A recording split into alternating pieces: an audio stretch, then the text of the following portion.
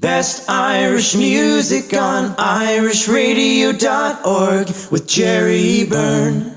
Irish Radio, I'm Jerry Byrne. As it's the onset of the pandemic and everything else, I've been speaking to many of the great and the good of entertainment, and boy, what a huge amount of talent has come out of one very small country.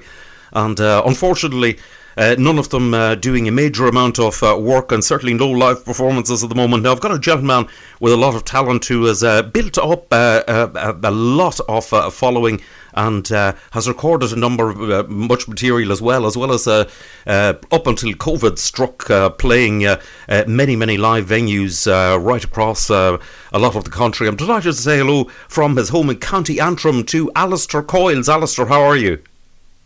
How are you doing, Jerry? It's great to be on your programme. A real pleasure, Alastair. Listen, tell me this, how did you get involved in music in the first place? I actually, believe it or not, Jerry, I always liked country music, so did growing up as a young boy. And then when I came 18 years of age, my family had a wee surprise birthday party for me. And of course, with me being the birthday boy, I got up and I sang a few songs with the band that was actually playing that night. And at this stage, nobody knew, and I never knew that I could even sing a note. So I got up just for a bit of crack and a bit of banter. And after the 18th birthday party, I would have went to a lot of the wee country concerts, around the wee local halls. And I went to a concert one night, and of course, a few of the people in the audience knew from my birthday party that I could sing a song. So I said to myself, the man that was running the concert heard about this, and there were a few acts short on the night, and of course they called me up to sing a couple of songs.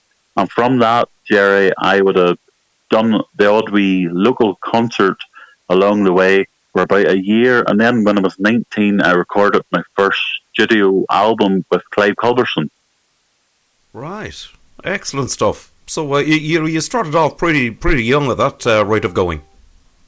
Oh, definitely. 18, I sang my first song, and the recorded the first album was 19, and now I'm 35. I had to think what age was there, Jerry. Right. So, listen, well done. I mean, you went on from that, and you then went out on your own, and you're doing shows all over the place. Yep, I had the greatest pleasure on working with a lot of the great acts. I've done TV shows with Isla Grant and Lisa McHugh. I've done a TV show back must be about 15, the 10 years it would have been. It was my third album with Teardrops for Pennies. I went over to a wee place called Brickhouse in West Yorkshire, and we actually done a television show, and at that time Lisa McHugh was also only setting out on the music scene, and Isla Grant, of course, which would be a world-renowned singer-songwriter, was also on the show that night as well. Right, excellent stuff. Excellent. You well done on all the. Obviously, by your sheer talent and your ability, you opened a lot of doors for yourself in many places, doing many shows like that. Yeah, I'm thankful for the years that we had in the music business, and unfortunately the way things have panned out now, it's great to look back on all them times, Jerry. Indeed so. You must look fondly at many of those great nights and the numerous places that you played over the years in the current times that we have. That's what I say. When you look back on Facebook and look back on all the memories and the places you've been, and you just think to yourself, when will these times return? Indeed so. But I think we're nearer to getting out of it now than we were, let's say, this time last year, and that we've got the the vaccinations happening, and there's a more positive I think note on it than there would have been, say, a year ago. Oh, definitely, without a doubt. I've actually got my first vaccine. I get my second one now in the month of May. But as I was telling you before we came on air there, last year, my last show was the 14th of March, and it was in Ballymoney, so it was a Saturday night, and the following week on the Monday, the phone started on the Monday, and it rung for months and months and months every day. It was, sorry, we have to cancel. And I imagine after a few weeks, things would have got back to normal. But a year later, we're still in the pandemic. But as I say, we're quite lucky to be able to be on this side of it and being able to speak to you, because there's unfortunately a lot of families hasn't had as good a fortune as many of us.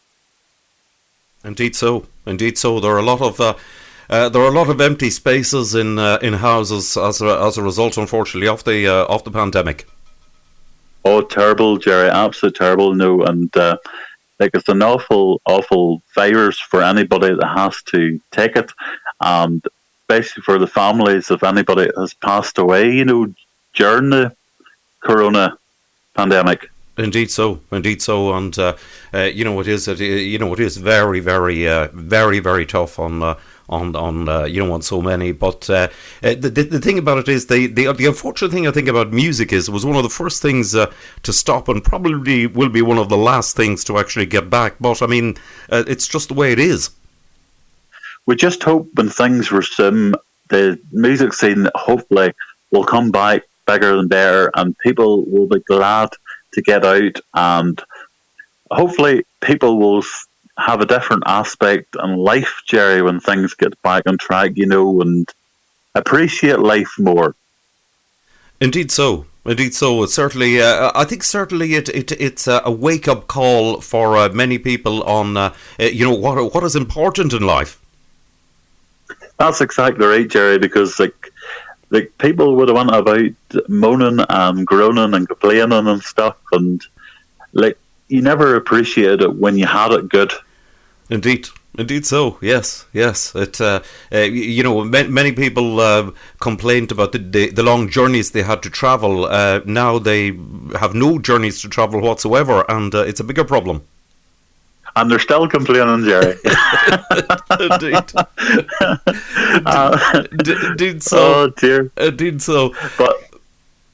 But wait, I tell you, if somebody rang me the night and says to me there's a gig going in County Cork, I would nearly go.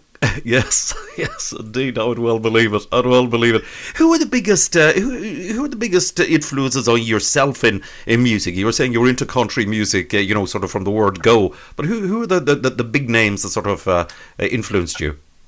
My idol in the music business would have to be Big Tom and the Mainliners. Yes, I love Big Tom and the Mainliners, so do. Like Big Tom and Daniel O'Donnell and like the Brian Call and the Irish country greats, as you would say. Indeed. But Big Tom would have been a real idol of mine. Indeed. When Big Tom would have been playing around County Antrim or even his hometown of Castleblaney and Orem, I was down seeing Castleblaney whenever Big Tom's statue was being unveiled. I was there when the plaque was being unveiled. I was even there the day Big Tom was getting buried, even went to Big Tom's funeral. I just idolised Big Tom McBride. Like, Big Tom was from a wee place outside Castleblaney called Oran. Like, a wee place in the middle of nowhere, a bit like I live in Finvoy outside Ballymoney. But Big Tom was a star, he was a legend, he was a gentleman, because every time you met Big Tom didn't realise the stardom that he actually had and the impact that he had in the music scene.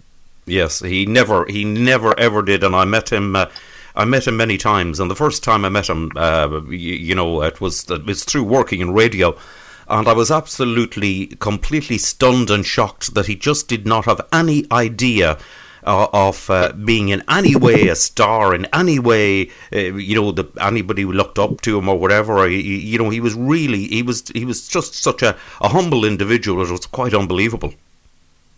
He often said to me, he says he couldn't understand why everybody wanted to come out and see an old man on a stage.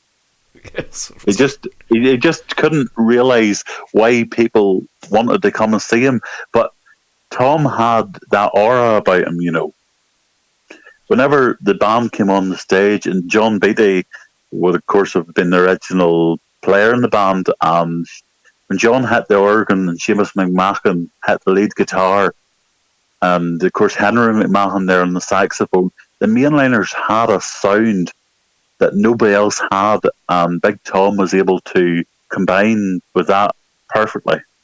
Yes, yes, it was a unique sound, and yes, he definitely did.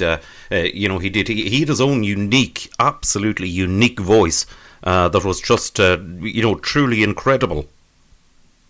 Funny, there's a lot of bands here in Ireland. Every band you go to see, you will not see a band on a night doing a set without doing a Big Tom set in it. Every band in Ireland does a Big Tom song. Yes, which I think is it's a testament to the man of himself. It just shows the popularity and what people thought of him.